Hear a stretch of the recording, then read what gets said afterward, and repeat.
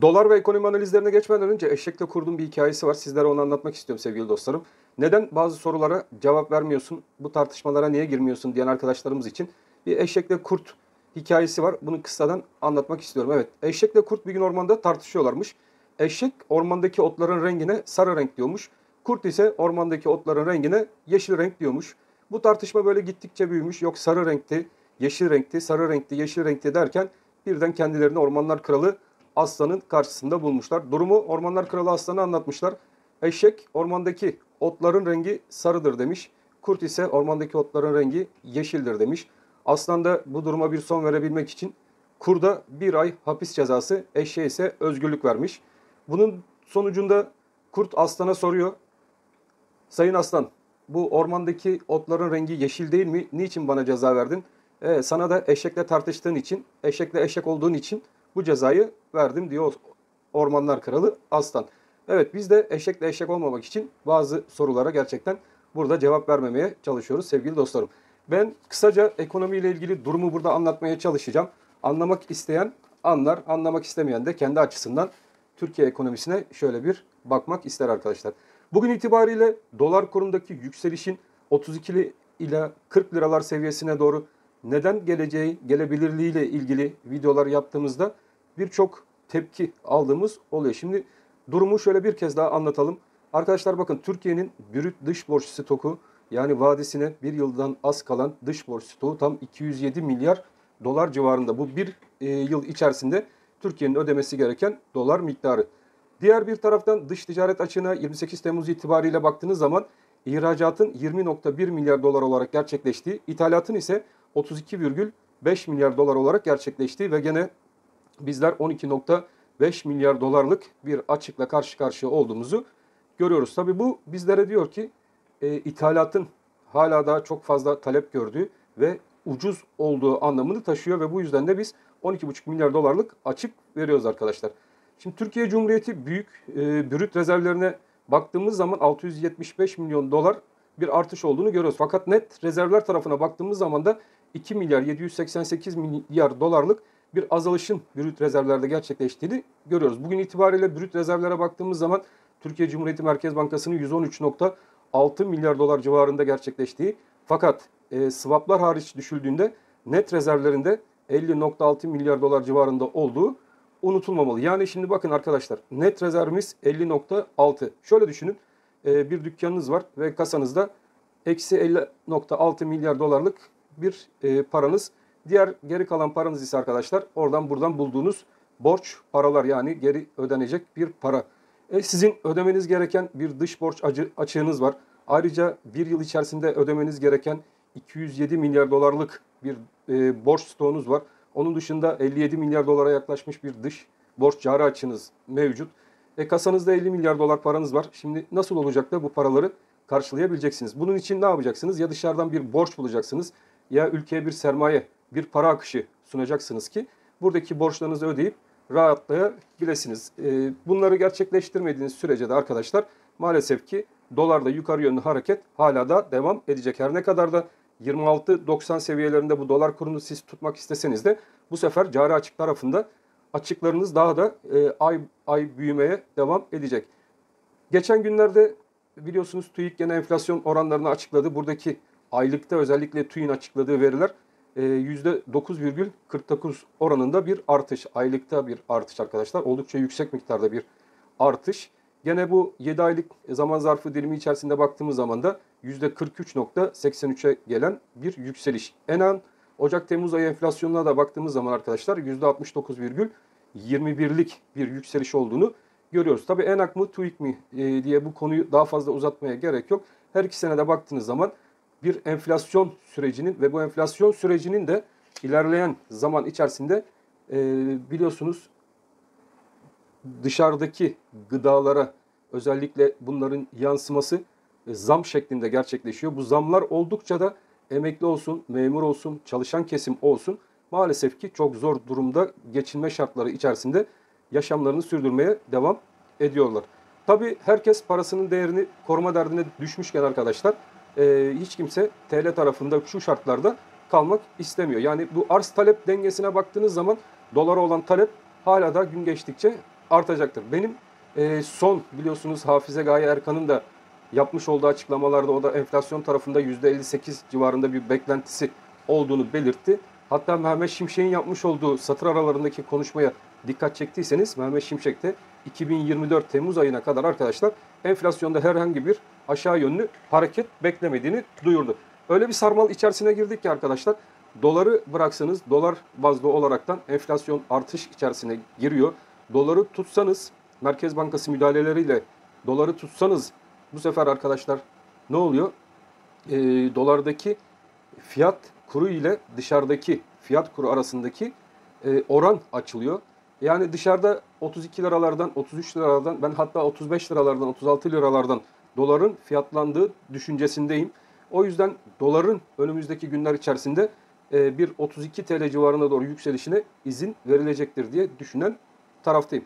Enflasyon sarmalı bitmedikçe, bakın sevgili dostlarım, enflasyon sarmalı bitmedikçe emekliye verdiğiniz maaş oranı olsun, asgari ücretliye vermiş olduğunuz maaş oranı olsun hiçbir şekilde düzelmeyecektir. Bu sarmal enflasyon bazında tekrardan kendini devam ettirecektir. Akaryakıt biliyorsunuz oradaki KDV oranlarına yapılan büyük miktardaki zam oranıyla birlikte asgari ücretlinin ve emeklinin daha cebine maaş girmeden %10 civarlarında yaklaşık maaşının eridiği, daha bankadan çekmeden maaşının eridiğini de görüyoruz. Yani dolarda 26.90 seviyesinin Merkez Bankası'ndan tarafından özellikle tutulmaya çalışılmasının bir anlamı olacağını düşünmüyorum. Çünkü ülkeye arkadaşlar bakın dışarıda sizlerle birlikte burada bir analiz yaptık. Dışarıdan bir para girişi olması şart. O yüzdendir Mehmet Şimşek tarafından devamlı yurt dışına, körfez bölgelerine ziyaretler gerçekleşiyor ve buralardan bir fon akışının ülkemize sağlanması yönünde çabalar devam ediyor.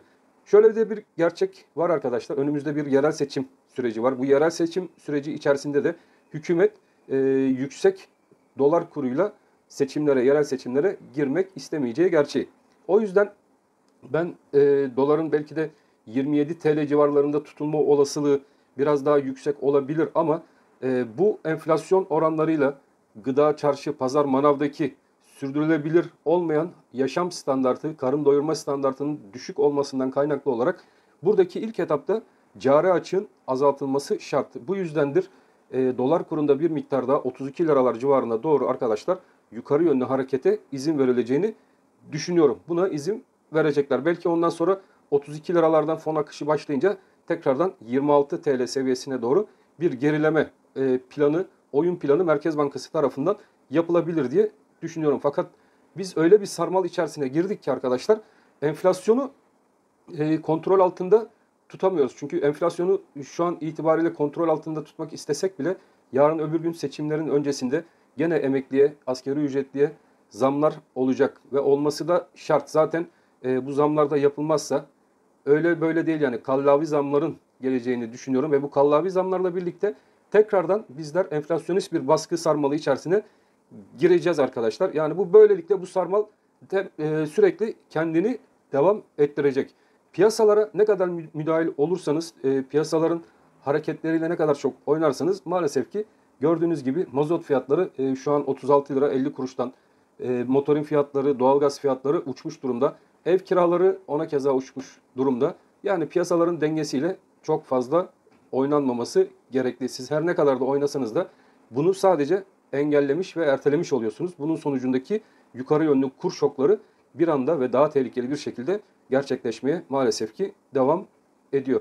O yüzdendir ben dolar kurundaki gönül ister ki aşağı yönlü hareketler veya stabil bir durum şeklinde dolar kurundaki hareketler devam etsin.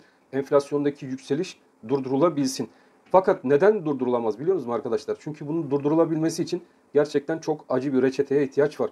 Seçim öncesinde de böyle bir acı reçete hiçbir hükümet uygulamak istemeyecektir. Bunu istemeyecekleri için de dolar kurunda yukarı yönlü hareket devam edecektir. Bu acı reçeteyi sizlerle birlikte seçimlerden sonra zaten yaşayacağız. O zaman bizlere bir Başkan 35 burada bunu anlatmıştı şeklinde de yorumların altına yazabilirsiniz ve takip edebilirsiniz. Tabii iyi ve net bir şekilde anlatabildiysem ve sizler de anlayabildiyseniz. Bakın arkadaşlar enflasyonu durdurabilmek için çok sıkı bir para politikası uygulamak lazım. Yani acı reçete dediğim enflasyonun yüksek seyirde gittiği dönemler için maalesef ki emekli maaşları, asgari ücret yani piyasadaki maaş dengelerini kısma yoluna gideceklerdir. KDV oranlarında yükselişlere gidecektir. Alım gücünü azaltıp piyasadaki enflasyonu bu şekilde düşürmeye çalışacaklardır. Bunun zaten başka yolu yok. Bu şekilde yapılması lazım.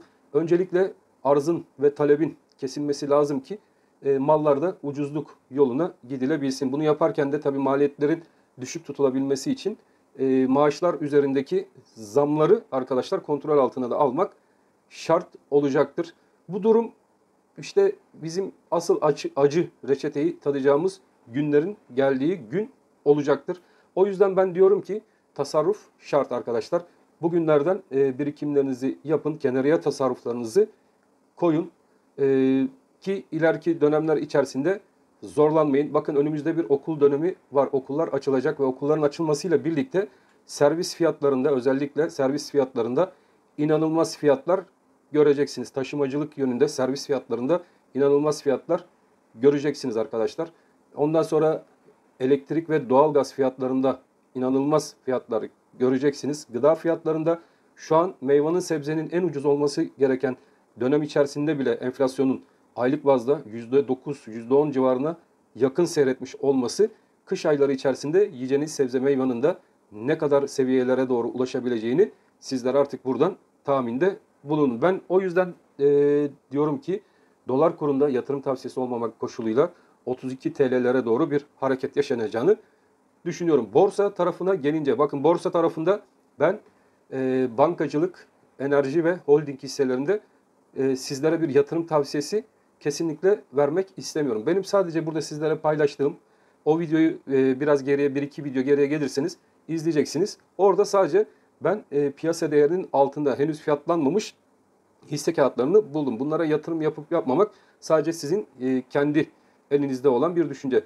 Orada baktığınız zaman bankacılık ve holding hisseleri %3,5-4 değerinde bir primlenirken enerji hisselerinde 0,30 civarlarında da bir düşüş yaşandı. Dediğim gibi arkadaşlar ucuz olana her zaman yönelin. Ama bu ucuz olurken de bir şeyin kalitesiz olması anlamı taşımasın. Yani fiyatlamalara baktığınız zaman piyasa değeri, karlılık oranları bunlar çok önemli şeyler.